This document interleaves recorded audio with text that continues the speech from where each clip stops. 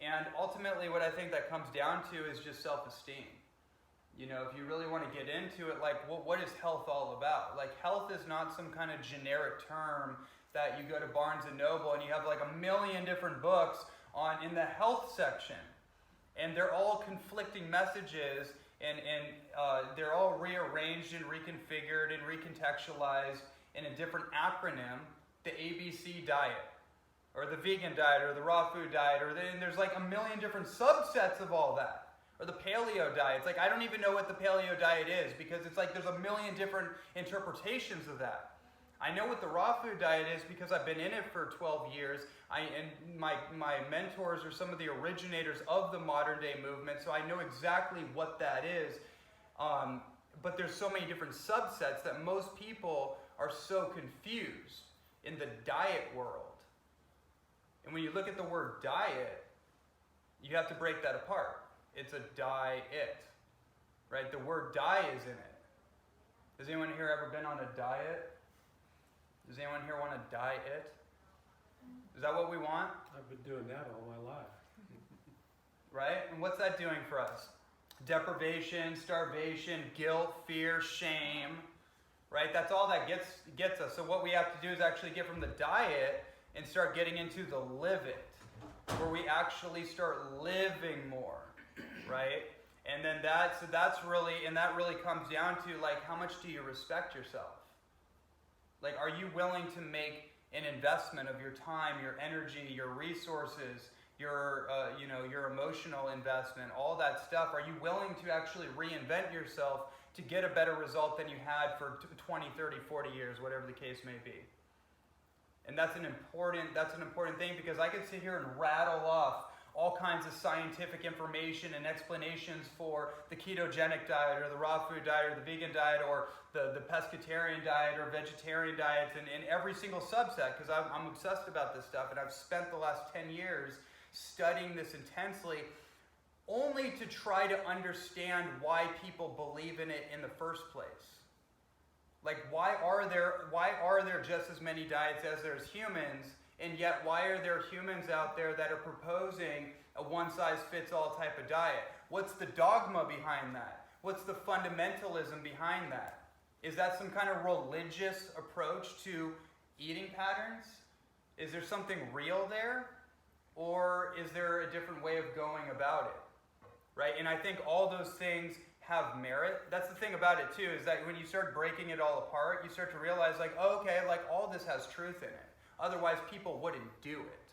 Like, people have to be getting some kind of result, right, in order to keep doing. It's hard to do something for decades and it not to produce any results. Like, you have to be getting something from it.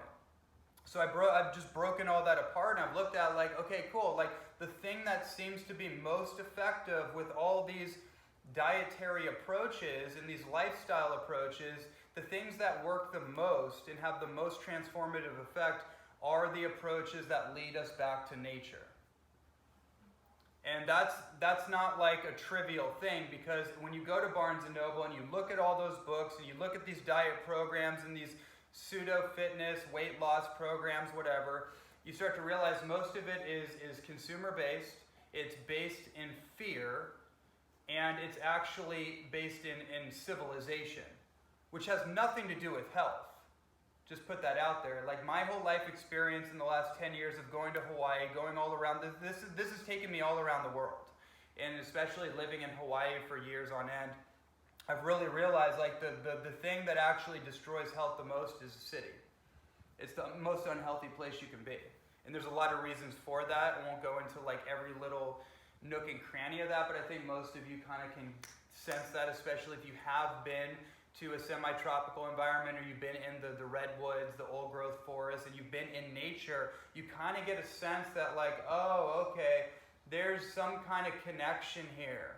There's something beyond my peripheral perceptive qualities that's judging everything based on what I can see, taste, touch, feel physically. It's beyond my sensorium, which is, just your physical senses. Like, there's something beyond the veil, right? And the more time you spend in nature, you start to realize, like, I actually feel better. Like, I don't feel as hyper-stressed. You know, the biggest epidemic of civilization is sympathetic overload, which is where your nervous system goes into a hyper fight or flight state. We call that the sympathetic nervous system, and it gets locked. And so then instead of healing that and rerouting that into a parasympathetic state, which is relaxation, digestion, elimination, respiration, all the autonomic functions of living that help you naturally detox and cleanse, that help you absorb your nutrients and you know, just live a healthy life. People get locked into it because their environment is hyper stressful. The people in their environment are stuck in that system, and their mind is probably hijacked with all kinds of symbolic programming that's disturbing their consciousness. So there's all this projection going on there, and then it gets stuck on our auric field.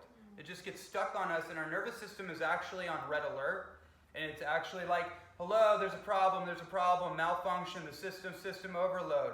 Can't breathe properly, so our breathing is shallow. Hold, I can't heal. There's this thing, it's starting to metastasize, it's going out of control. Metastasizing cancer, tumor, whatever, blood sugar imbalances, pancreatic dysfunction, etc., etc. All that stuff is the manifestation of a body and mind that's out of balance, like a dis-ease. It's just a body and mind that's that's in dis-ease. It's in a disarray, right? And we know that getting back into nature is the quickest way to get back into connection, because the problem with everything in civilization is that it's disconnection based. If you look